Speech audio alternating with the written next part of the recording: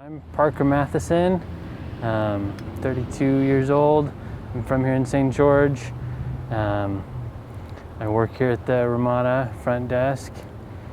My husband's the general manager here. I actually met him here back in 2011. And then we had our wedding ceremony here too, so that was pretty. This place has a lot of history for me. So Sunday night, Sunday was actually my day off. I just came to stop by to say hi to my husband for a minute, and I started off, you could see some fires off in the distance. We went outside to take a look at the smoke, and you could see that a storm was coming and there was some lightning. So Darren decided to close the pool early, and I went with him, and it started raining. I always like the rain. Rainstorms are kind of cool. I started taking some pictures of it when it started getting pretty heavy, and we started having rain come in the building, come in the doors, and so that's when I kind of needed to go to work instead of just hanging out. So once we started having mud come in the halls, we needed to check to see if there was any guests in those rooms, because obviously we don't want to have their stuff damaged.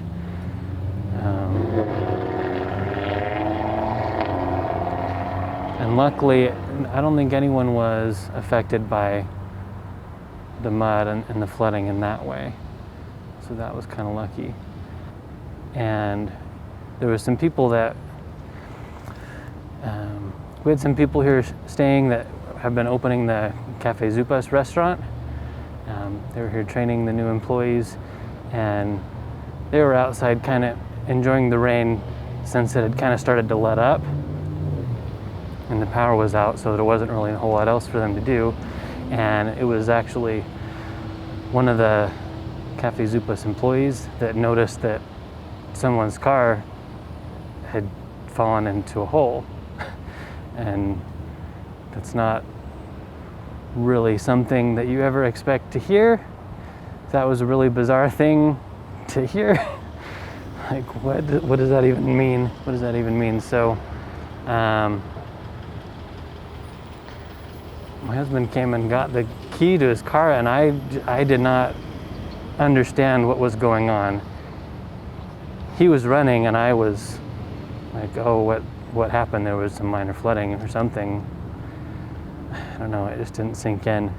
And then we come out, and my car is just not there. So I was in the process of moving a bunch of personal items from Lehigh to down here, and after the car broke down and wouldn't really stay locked or unlocked without the power to it, I moved some of the most valuable things out of the car, but I figured that some clothes would be fine in the heat, and I didn't really need them for day-to-day use. The clothes aren't that big of a loss, but the suit that I got married in, that was really scary to realize that was in there. Especially because we had our wedding ceremony right here at the hotel.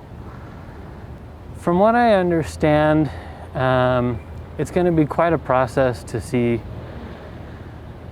what exactly happened and to try and recover the car. The owner of the hotel and city officials, as far as I understand, are aware that there is a car there. It sounds like it's going to be quite a process to try and get it out. They're going to have to bring in some heavy equipment, and they're going to have to put in some structural supports to hold up the building so it doesn't collapse when they dig it out further. So in the meantime, they've covered it up with dirt, which I thought they'd kind of just given up on it and that was it. But Apparently you just have to cover it up with dirt so that the sides don't fall in even more. And then once the hotel is supported, then they can go in with the big machinery and dig all that out.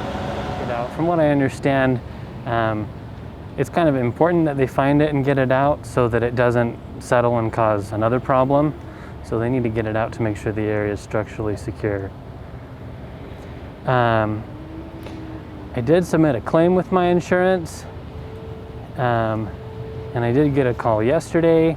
I haven't talked to them in much depth about it, but due to the age of the vehicle, it wasn't even eligible for comprehensive coverage.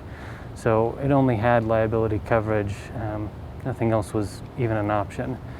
So I'm not optimistic that they're going to cover anything, but I submitted a claim just in case, and we'll see what comes of it. I had a lot of people ask me about donations and if I had a GoFundMe. So after getting several questions about it, I did decide to start a GoFundMe.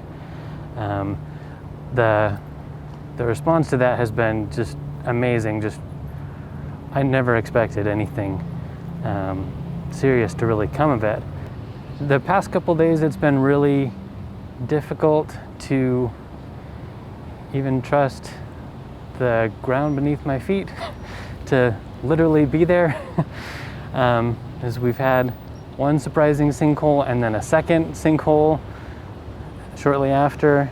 So it's just been a really scary time, but I'm really grateful for the support of my family and my friends, that they've been there even when it didn't feel like I could trust anything else. I'm really grateful that they've been there for me.